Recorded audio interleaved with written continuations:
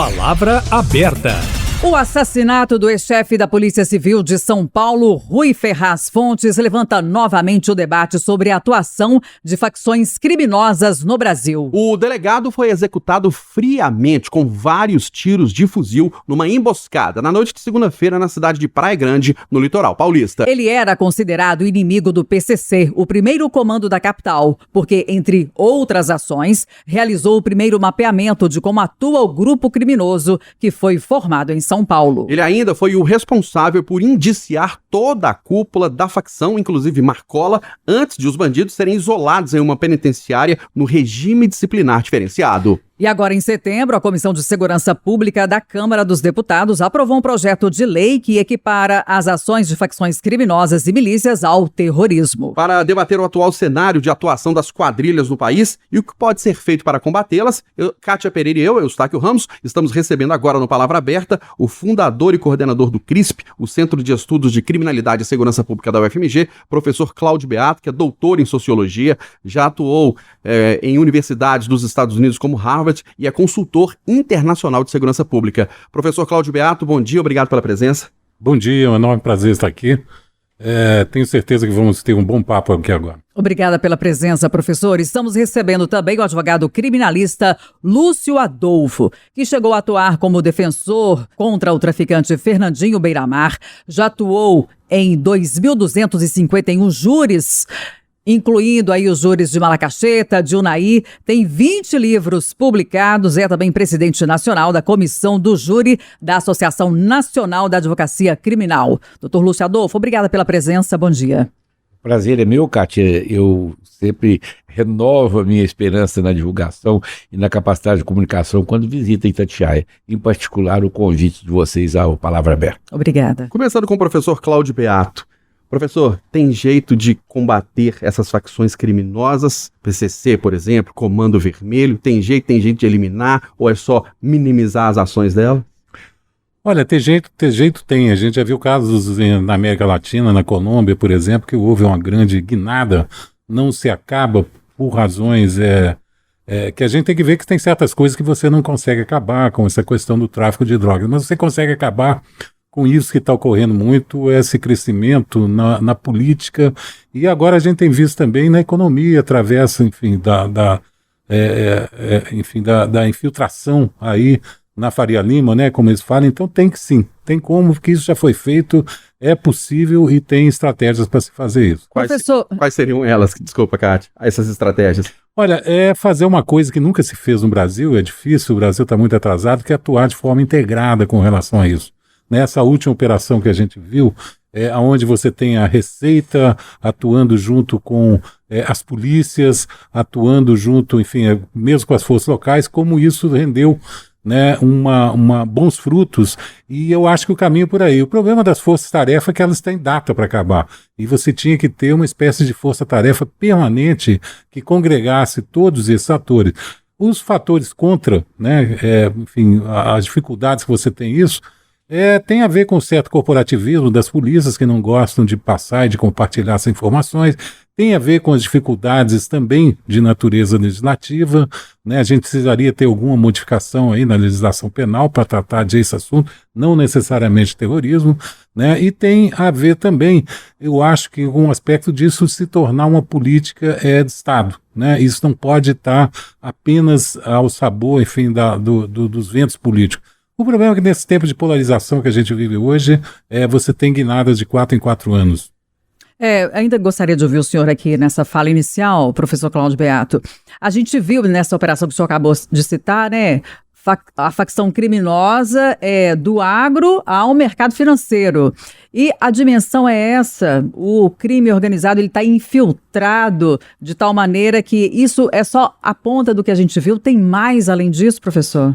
Olha, certamente isso pode aumentar muito. O que a gente viu aí foi uma evolução, enfim, da forma como o crime organizado atuava. Chamada até de sofisticada pelas autoridades, né? Bastante sofisticada, né? Você trabalhar com crimes financeiros, você trabalhar com esse nível de estar, enfim, várias áreas distintas, né, cometendo diversos tipos de crime. Isso é muito novo ainda, né, mas tende a aumentar. Por exemplo, hoje a ação do crime organizado está, além dessa questão dos combustíveis, da questão de transporte, invasão de terreno é uma coisa que a gente não presta atenção, mas é uma coisa muito importante. Se você pensar que a Marielle, por exemplo, no Rio de Janeiro, ela foi executada não pelo Comando Vermelho, mas por uma questão de invasão de terra no Rio de Janeiro. Esse foi a grande razão dela ter sido executada. Então isso mostra um pouco a variedade, né, a diversidade de frentes que está se abrindo de atuação do crime organizado. Por outro lado, né, a gente tem do lado de cá as nossas instituições que não conseguem fazer frente a isso, né? Se você pegar, por exemplo, a legislação de fintech, ela é completamente frouxa, né? Está tentando se modificar, etc. E mesmo, né, se você pegar a movimentação financeira e lavagem de dinheiro que essas organizações conseguiam através dessa diversidade de negócios, isso também significa que você tem uma baixa capacidade do poder público em estar fiscalizando o que acontece no mercado, né? Na verdade, a nossa fiscalização vai muito em cima, enfim, de pessoas físicas, né? Mas é muito baixa quando se trata de empresas, organizações, tem diversos mecanismos aí para driblar, né, esse controle.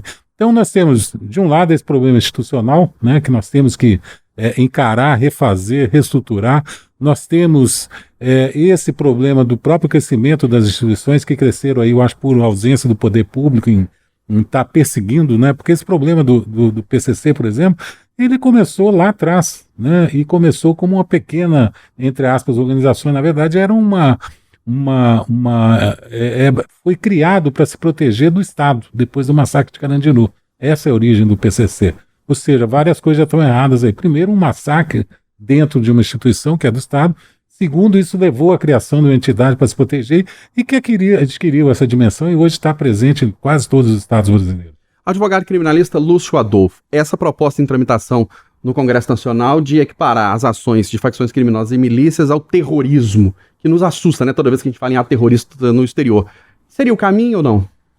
O Brasil busca soluções fáceis e elas não existem. Eu ouvi o professor Beato falar e eu presto atenção no histórico que ele apresentou. Eu concordo com muita coisa, mas quando se fala em crime organizado, e eu dizia isso antes, sabe, enquanto esperávamos, nós devemos encarar a realidade sem hipocrisia.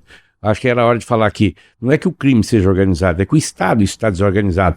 No que se refere a essa matéria de segurança pública, eu vejo o trabalho, a evolução do trabalho professor Beato, mas o que eu quero deixar claro é exatamente que eu estou do outro lado, parece que o advogado fica do outro lado da trincheira, e não é exatamente assim. Recente eu estava aqui ouvindo, como sempre faço pela manhã, a Itatiaia, um debate do Eduardo Costa com uma pessoa muito inteligente, eu não lembro do nome dele, Travassos. William Travassos. E eu vi ele falar algo que me chamou a atenção e na mesma hora eu liguei para o Eduardo para falar. Eu escrevi um texto que até publiquei na internet, chama A Sombra do Lobo. É porque as pessoas não enxergam o lobo que está nos fazendo sombra, nos protegendo. E eu estava me referindo ao tráfico, porque nós viemos protegendo o usuário, se esquecer que se você olhar 1 centímetro ao lado do usuário, nós viemos protegendo o usuário, mas o traficante está ali do lado. Eu estava dizendo isso. A mesma coisa acontece com essa questão das facções. Elas nasceram da necessidade de suprir uma insegurança dentro do sistema prisional que o Estado não concedia. Isso aí, logo em seguida, a questão de Carandiru, e nós tivemos outros casos de abuso da violência que gerou uma violência maior, como o caso de Pedrinhas do Maranhão. Nós tivemos outras questões. Nós, quando olhamos para a facção, nós esquecemos de olhar para as pessoas que integram a facção. Talvez a grande maioria não entenda que as pessoas se associam, se submetem por medo e por buscar uma proteção dentro do presídio. As pessoas não querem se vincular, os presos não querem se vincular às facções dentro dos presídios. O problema é que eles sabem que é um jeito de garantir a sobrevivência, de garantir a segurança, e acabam se envolvendo e tornando-se parte do sistema, um sistema que nós temos que criticar. Mas, uma pergunta que eu faço, o crime organizado hoje, o professor Beato falava isso com muita segurança e com tranquilidade para quem conhece, as questões que nós estamos abandonando, deixando de ver. Quais, por exemplo? Por exemplo, essa questão da invasão de terra, essa questão de lavagem de dinheiro. Vocês acham realmente que o dinheiro do tráfico vai para a favela, aqueles moços de canela, de bermudas, de canela fina, que eles estão de dinheiro? Esses dias eu vi, e foi nesse programa que o Travassos falava, de uma prisão e apreensão de 700 toneladas de pasta básica aqui no Brasil. Eu falei assim, alguém já fez a conta de quanto de dinheiro isso significa? O máximo que você vê é o cara fazer uma hidromassagem, uma piscina na favela. Mas esse dinheiro vai para onde? Alguém já buscou pesquisar isso? Esse dinheiro você acha que fica dentro da favela com esses traficantes daqui? Essa é a questão. Está faltando uma certa seriedade e nós estamos escondendo atrás da hipocrisia da realidade. A PEC da segurança pública não alcança esses pontos que o senhor está trazendo? Olha, eu acho que não. Por que não? Porque exatamente nós viemos casuisticamente, nós viemos enfrentando o problema momentaneamente. Nós tivemos o assassinato de da Pérez, filha da Daniela Pérez, depois nós tivemos uma questão da menina do caso da... Filha da Miriam Brandão. Brandão, exatamente. Filha da Miriam Brandão. Ela chamava Miriam. Não, Miriam a mãe era... A mãe Jocélia Brandão. Exatamente, Jocélia Brandão. Eu lembro desse caso. O que aconteceu? Nós fizemos uma legislação para transformar. O primeiro livro sobre crimes hediondos no Brasil eu escrevi. E eu falava, nós estamos modificando a legislação para atender a peculiaridade de um instante. Depois nós tivemos a lei anti-sequestro, por causa do sequestro de Abílio Diniz. Então, eu vim ver que nós estamos fazendo lei para corrigir. Isso não resolve. E isso aí eu concordo demais com o professor Beato, quando ele diz que nós precisamos fazer algo mais permanente, que o objetivo é olhar o futuro. Processo penal, processo social não é política de um instante, é política de longo prazo. Eu falo isso para todo mundo que me escuta falar sobre processo penal, para os advogados que atuam na defesa. Processo penal é estratégia de longo prazo. Projeto social é estratégia de longo prazo. Se nós vamos fazer uma lei agora para resolver um problema emergencial que nós estamos enfrentando, certamente pode resolver um problema hoje. Mas será que vai estar preparado?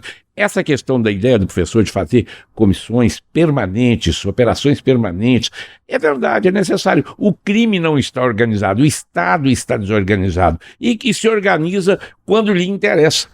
Quando tem um problema mais grave, como nós sentimos o agravamento de circunstâncias, como foi na questão do sequestro, quando foi nas questões dos homicídios, quando na questão do tráfico de droga, nós fazemos um panegírico, fazemos ali uma bandagenzinha e resolve o problema imediatamente, depois ele recrudesce. Deixa eu voltar a palavra para o professor Cláudio Beato.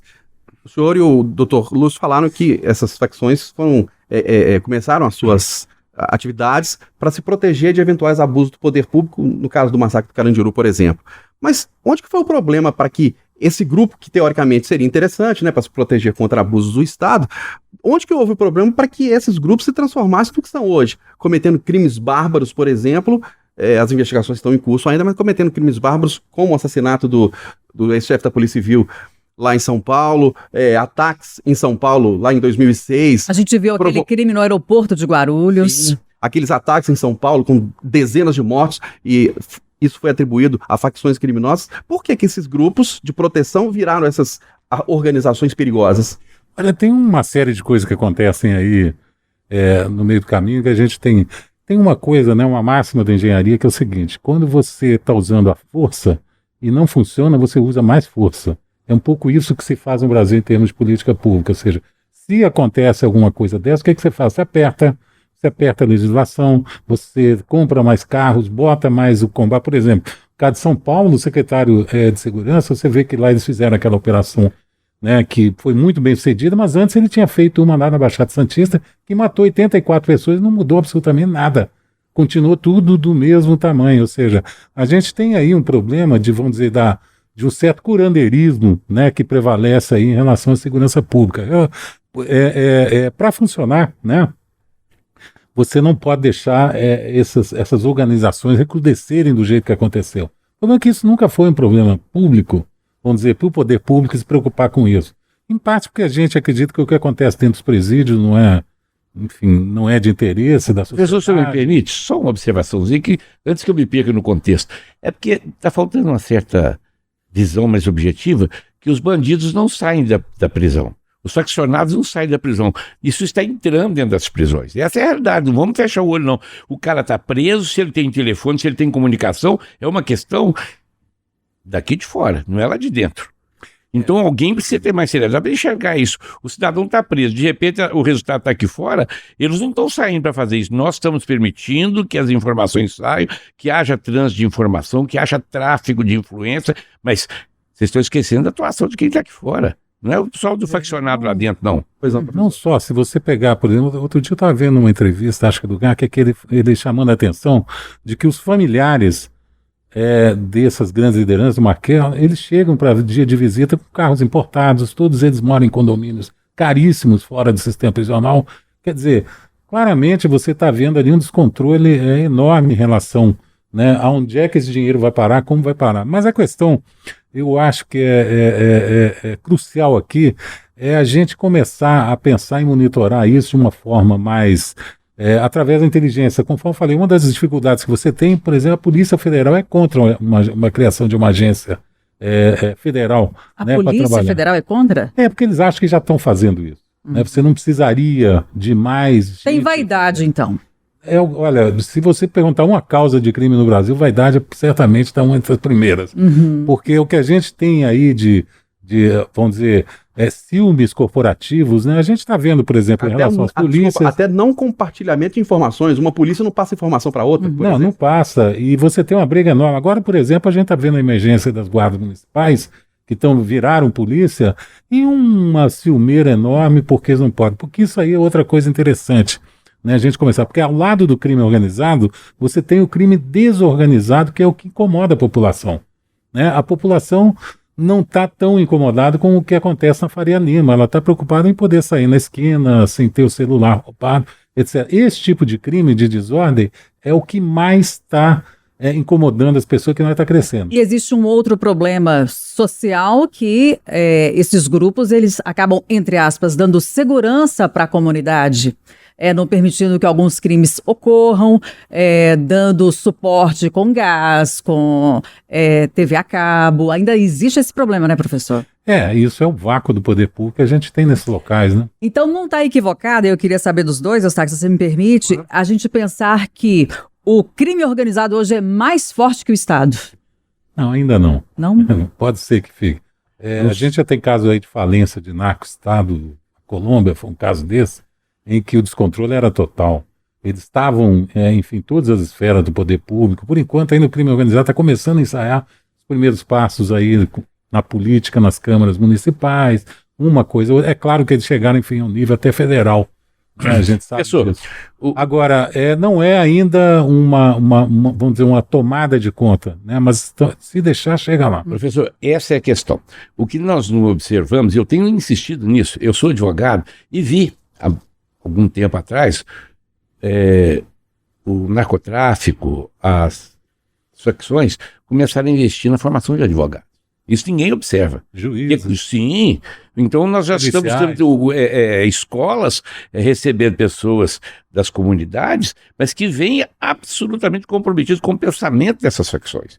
E isso ninguém grita, ninguém levanta essa questão. Agora, com a questão das rivalidades, isso é histórico até. Nós conhecemos a história da rivalidade entre a Polícia Civil e a Polícia Militar, que gerou problemas e que todo mundo faz no Brasil, sabe o quê, Cátia? Passar o pano. Vou te dar um exemplo. A competência investigatória no judiciário, das questões penais, ela é da Polícia Judiciária, da Polícia Civil. O que nós estamos vendo hoje? A Polícia Militar hoje dá entrevista aqui, toda hora aqui na Itatiaia, falando assim, nós investigamos, nós somos atrás, nós fizemos a campana, nós recebemos informação, ou seja, começaram a subtrair a competência investigatória da Polícia Civil, que foi fragilizada, os grandes policiais operacionais desapareceram, e a morte do ex-delegado lá na chefe da Polícia Civil, ex-chefe da Polícia Civil, é exatamente um desses quadros.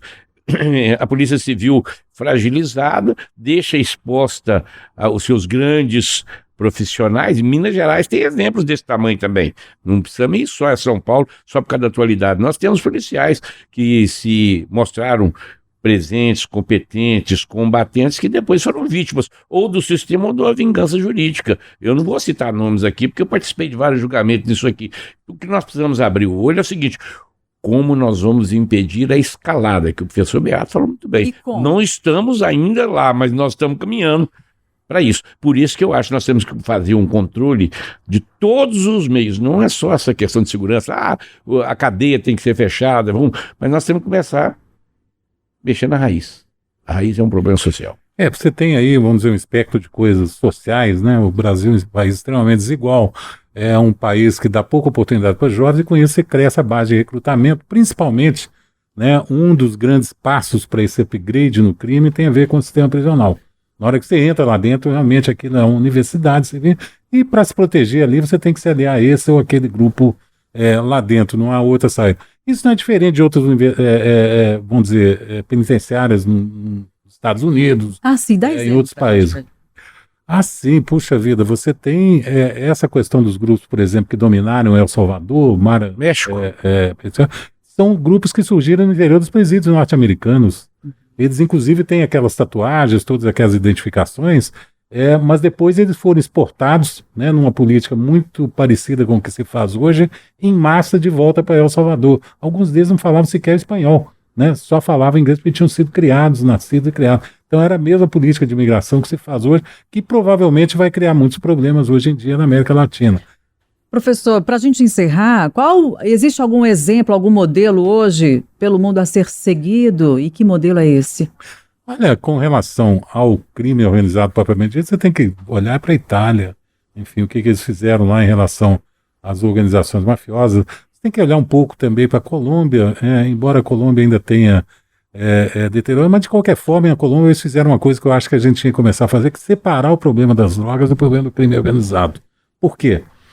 Porque droga é uma coisa diferente disso que acontece na rua, e agora a gente está vendo organizações que movimentam bilhões, 40, 50, 60 bilhões no mercado financeiro, na aplicação na lavagem de dinheiro. A droga é só um dos negócios, né? E é um dos negócios que nem mais é tão importante, né? Provavelmente isso não é tão sério, mas no entanto a gente tem essa coisa de esse fascínio com as drogas nas ruas, que provavelmente não tem mais essa relevância que já teve em algum momento. Nós temos que começar a olhar para essas outras coisas que estão envolvidas hoje. Nós estamos encerrando o Palavra Aberta deste sábado. Discutimos a ação de facções criminosas no Brasil e ações que podem ser feitas para combatê-las. Recebemos o fundador e coordenador do CRISP, o Centro de Estudos de Criminalidade e Segurança Pública da UFMG, professor Cláudio Beato, que é doutor em Sociologia, já atuou em universidades do exterior, como de Harvard, nos Estados Unidos, e é consultor internacional em segurança pública. Professor Beato, obrigado pela presença, pela contribuição. Um grande abraço. Obrigado, é sempre um prazer estar aqui. Na companhia, né, de um debate tão bom aí como... Obrigada. Obrigado. E a gente agradece também a Lúcio Adolfo, advogado criminalista, chegou a atuar como advogado em processos contra o traficante Fernandinho Beiramar, já atuou em 2.251 júris populares, tem 20 livros publicados e é também presidente nacional da Comissão do Júri da Associação Nacional da Advocacia Criminal. Obrigada pela contribuição, até breve. Até breve, um prazer estar com vocês. E você pode acompanhar o Palavra Aberta também todo sábado, 8h20 aqui no Jornal da Itatiaia e pelas nossas plataformas digitais de vídeo como o YouTube e também de áudio como o Spotify.